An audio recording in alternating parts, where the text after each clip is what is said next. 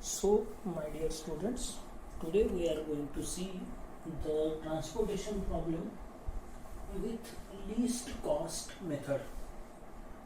आप ये आराम से देख पा रहे होंगे कि ये लीस्ट कॉस्ट मेथड का प्रॉब्लम हम देखने वाले हैं और वो लीस्ट कॉस्ट मेथड क्या है।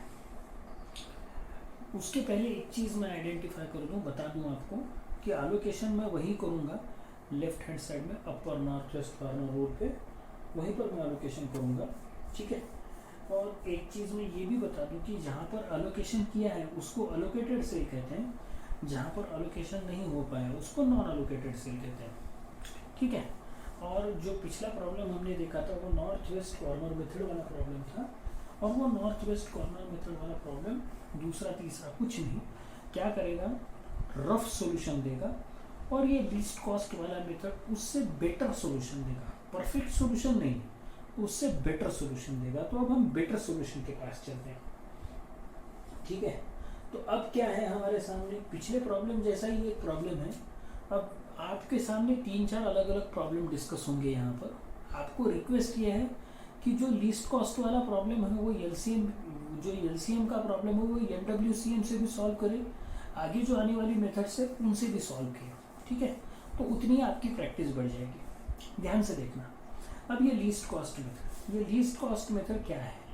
लीस्ट कॉस्ट मेथड यानी ये है कि उसमें से ट्रांसपोर्टेशन कॉस्ट कहाँ पर लीस्ट होगी वो आइडेंटिफाई करो, ठीक है। और कौन सी कम से कम पैसा कैसे कम खर्च होगा वो आइडेंटिफाई करो, और उसके बाद में एलोकेशन देना।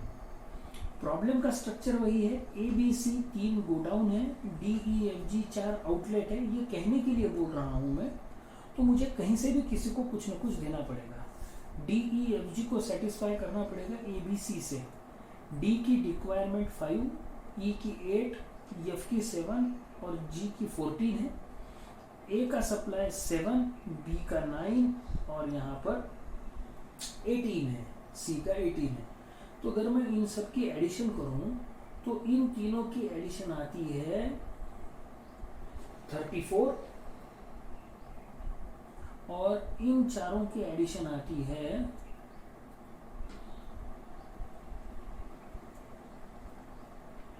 34। तो पहला मैं कहता हूं कि 34 equal to 34, that means the transportation problem is balanced. क्या कह रहा हूं मैं? ट्रांसपोर्टेशन प्रॉब्लम इज बैलेंस्ड, वो बैलेंस्ड है प्रॉपर। अब देखो, सबसे पहले हमारे को हमें इस प्रॉब्लम को कैसे सॉल्व करना है। इधर थोड़ी देर के लिए भूल जाओ, इधर थोड़ी देर के लिए भूल जाओ। जो ट्रांसपोर्टेशन कॉस्ट अवेलेबल है उसमें से सबसे लीस्ट ट्रांसपोर्टेशन कॉस्ट कौन सी है?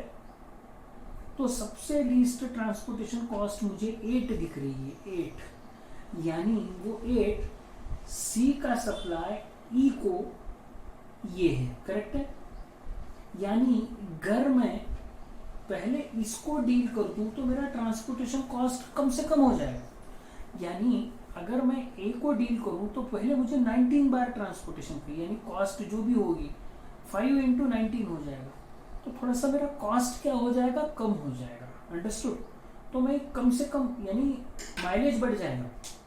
समझ में आ रहा है ना? इस एंगल से मैं देख रहा हूँ कि किधर से किसको क्या सेटिस्फाई करने से मेरा ट्रांसपोर्टेशन कॉस्ट कम आ जाएगा। तो ये 8 है जिसको अगर मैं पहले डील कर लूँ तो मेरा काम कम हो जाएगा। तो चलो 8 यानी C और E इन दोनों का मिक्सचर, इंटरसेक्शन, C और E की डिमांड 8, C की कैपेसिटी 18, मैं आराम से 8 उसको एलोकेट कर सकता हूं। तो मैंने 8 दे दिए, खत्म, यानी ये फिनिश। इसके पास अभी भी 10 बाकी है।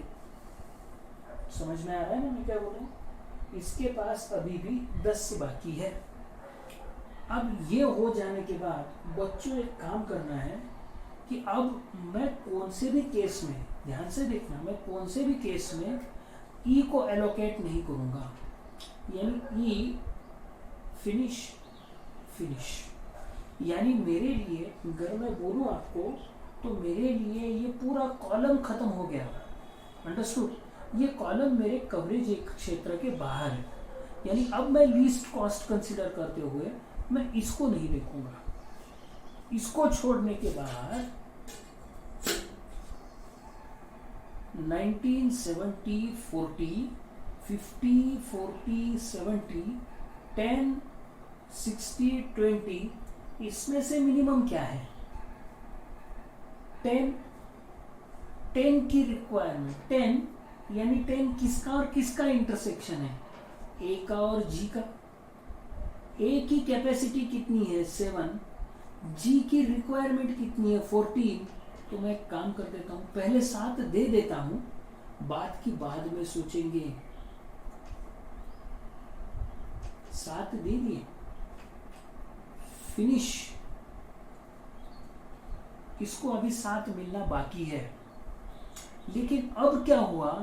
ये 7 दे दिए, इसका मतलब ए अब किसी को कुछ दे नहीं सकता, तो मैं ए का पूरा रो भी क्या कर रहा हूं? अब मैं मेरे कवरेज एरिया से डिलीट कर रहा हूं। अंडरस्टूड? यानी अब जो मैं मिनिमम देखूंगा ये छोड़ के देखूंगा। यानी अब मेरी पार्टी में कितने लोग बचे हैं? 70, 40, 60, 40, 70, 20।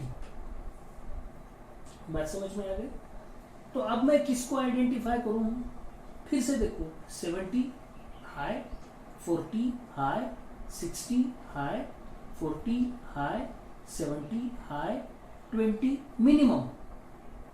सबसे मिनिमम 20 है, तो मैं 20 को आइडेंटिफाई करता हूं। ये 20, इसकी कैपेसिटी कितनी की है? कितना चाहिए? 20। किस किस का इंटरसेक्शन है? सी का और जी का। अब जी की कैपेसिटी, जी को कितना चाहिए? 7 चाहिए। सी कितना दे सकता है? 10 है। 7 दे सकता है? हाँ, आराम से दे सकता है। दे दो 7। 3 बचे। 7 इसको मिल गए, इधर 7 मिल गए, इसके 7 इसको मिल गए, टोटल 14 इसके हो गए। यानी अब देखना बच्चों, अब क्या हो गया? अब जी पूरा सेटिस्फाइड हो गया, यानी अब ये दे तो एलोकेटेड है, ये मेरे कवरेज क्षेत्र से बाहर हो गया। ये सैंपल के लिए है, आप इसको पेंसिल से लिख सकते हैं बच्चों। ये क्रॉस क्रॉस जो करना है ना, पेंसिल से कर सकते हैं, ठीक है? पेन से भी करोगे तो चलेगा, लेकिन गलती ना हो, अगर करेक्शन करने का वक्त आ जाए कभी, तो याद रखिए कि ये पेंसिल से करना है, ठीक है? अब इतना क्लियर हो गया। इतना क्लियर हो जाने के बाद अब जरा देखो, ये पूरा हो गया, 17 पूरा हो गया, सिर्फ इसकी कैपेसिटी 3 बाकी है। अब मेरे पास कितने बचे? 5 और 7 अभी क्रॉस होने के बाकी है, 9 एक क्रॉस होने का बाकी है, और ये 3 एक क्रॉस होने का बाकी है। यानी मेरे काम का 70, 40, 60, 40, 70। अंडरस्टूड? सॉरी, ये 60 गलती से कह दिया मैंने, माफ करना, ठीक है? 70, 40, 40, 70। अब इसमें से ध्यान से देख, इसमें से 40 मिनिमम है, लेकिन 40 दो जगह पर है। कौन कौन सी? यहाँ पर और यहाँ पर। बात समझ में आ गई? यहाँ पर और यहाँ पर। तो दोनों में से कौन सा डील करना? ऐसे केस पर कोई भी एक 40 आइडेंटिफाई कर लिया तो भी चलेगा बच्चों। Understood?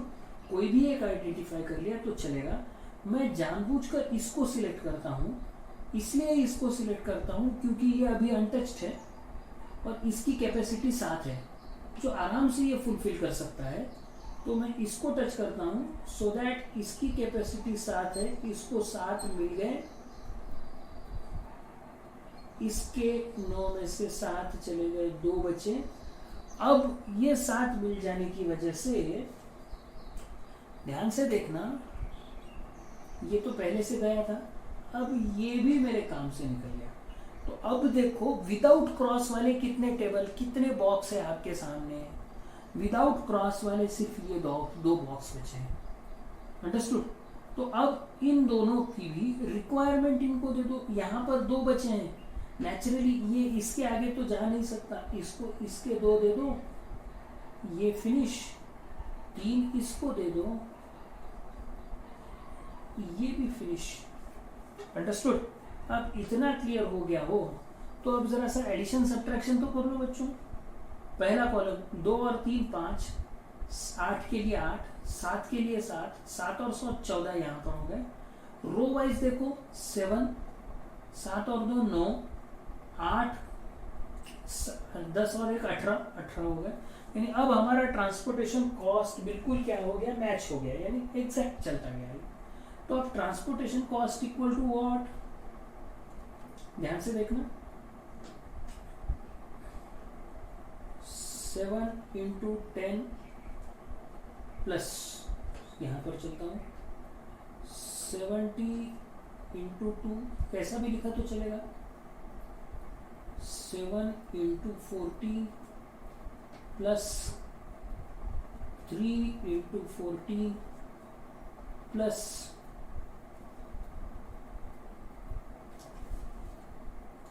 8 into 8 plus 7 into 20। Total answer है 814। कैलकुलेटर पे मैंने कर लिया अभी 814। चलो, तो होपफुली ये चीज़ आपको समझ में आ गई होगी। ठीक है, इसकी बेसिक कंसेप्ट ये है कि ये रिफाइंड आंसर देता है नॉर्थ वेस्ट कॉर्नर मेथड से। तीसरी इंपॉर्टेंट चीज़ ये है कि ये प्रॉब्लम जो सोल्यूशन देगा वो रिफाइंड तो देगा ही देगा, लेकिन इसकी केस है कि ये लीस्ट कॉस्ट आइडेंटिफाई करके प्रॉब्लम का सोल्यूशन देगा, अपने ही दिल से नहीं, चलो आया सामने दे दिया, वैसा नहीं है, थोड़ा सा कॉस्ट आइडेंटिफाई करके प्रॉब्लम का सोल्यूशन देगा और उसके हिसाब से प्रॉब्लम सॉल्व करने में हमें क्या आएगी, मदद आएगी। होपफुली आपको समझ में आ गया होगा। So I am stopping here only. Thank you, thanks a lot.